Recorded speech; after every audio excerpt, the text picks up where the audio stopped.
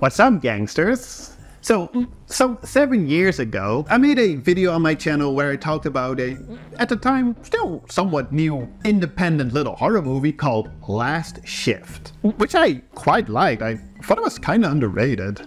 Today, we're talking about Malum, which is a remake or reimagination, if you will, of Last Shift. But here's the stinger, it's by the same director. Why? Well, actually, a quick little Google search will probably answer that. Yeah, so basically, there was just more to the story that they wanted to tell, plus they'd love for the audience to experience in a theater said story. Since, like Last Shift was direct-to-video, on demand. Okay, fair enough. Let's take a look at that at home on my television. Jessica here is a rookie cop ready for her very first shift, which she requested to be patrolling this decommissioned police station. Because her late father, who was also a police officer, caused a bit of a ruckus at this very station. See, and this isn't necessarily a spoiler as it's the setup for the premise, her father was the hero cop that a year prior saved 3 young women from this crazy cult led by the titular John Malum, but then went a little crazy himself and shot and killed 3 police officers, including himself. So now Jessica, I guess, wants to... yeah, which is what she does. But oh my god, who would have thought some crazy shit happens during her shift? Which kinda goes on until the movie eventually sorta ends.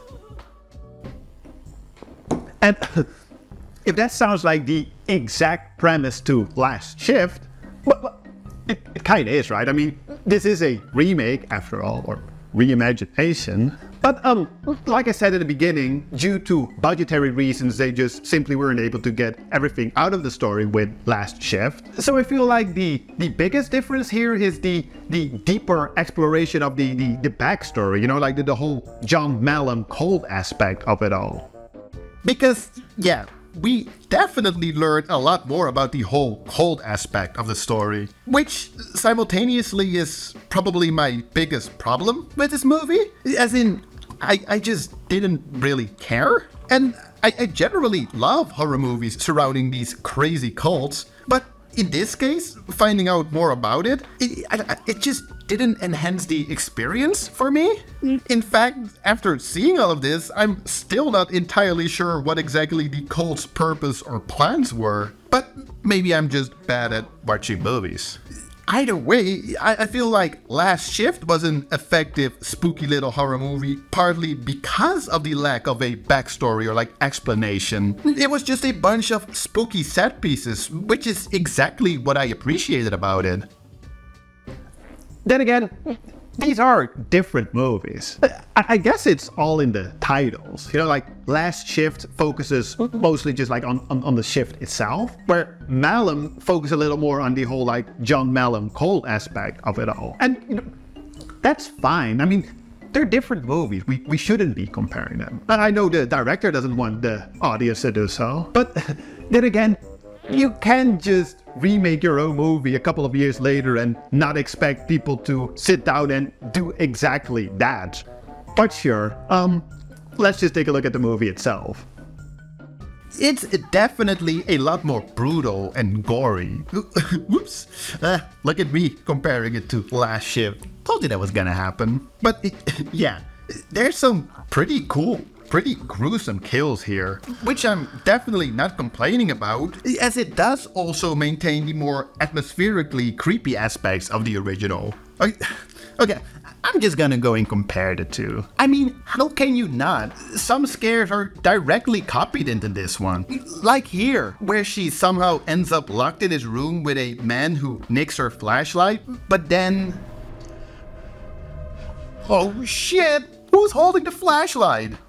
I mean, I said it during my review of Last Shift. What? Come on, guys, that's a little creepy. There's some jump scares here and there that I honestly didn't really mind. I mean, I'm usually not the biggest fan, at all, but these, I don't know, here they kind of worked. in general, it really is just one of those anything goes because demons and shit kind of horror movie. Or is it? Maybe she's just hallucinating all of it?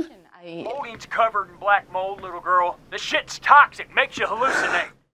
Which is something that was left way more ambiguous in Last Shift. I don't want to spoil too much or give away the ending, but it does all feel a lot more spelled out here. Which is also why I didn't love the ending. The reveal of, what is this, like the final boss?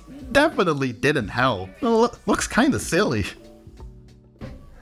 Yeah, I'm sorry, director Anthony de Blasi, but I just can't help myself. I can't stop myself from comparing this one to Last Shift.